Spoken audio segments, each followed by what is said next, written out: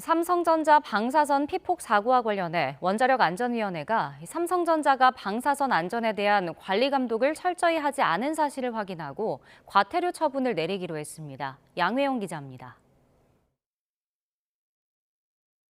삼성전자 기흥 캠퍼스에서 방사선 피폭 사고가 일어난 건 지난 5월. 반도체 웨이퍼에 도포된 화학물질을 X선으로 분석하는 장비를 수리하던 도중 피폭 사고가 발생했는데 피해자는 사고 다음 날부터 손이 붓기 시작해 한 달 뒤 피부 괴사가 일어났으며 현재까지도 계속 치료를 받는 중입니다. 사고 당시 수리를 위해 한 명은 기계에 손을 집어넣었고 한 명은 휴대전화로 내부를 촬영했는데 차폐체를 열면 자동 작동되어야 할 안전장치인 인터락이 작동하지 않아 방사선 피폭이 일어난 겁니다.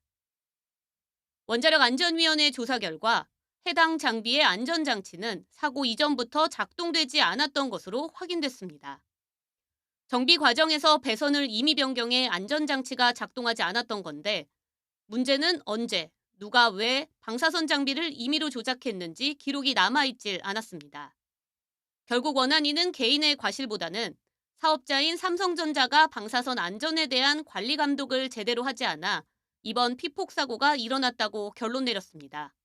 해당 장비의 해당 작업을 위한 구체적인 정비 규정은 부재했던 것으로 확인되었습니다. 누가 언제 어떤 이유로 그런 배선 변경을 했는지에 대해서는 밝혀내지 못했기 때문에 그 부분, 그 원인을 명확하게 규명하기 위해서는 별도의 수사 조치가 필요할 것 같습니다.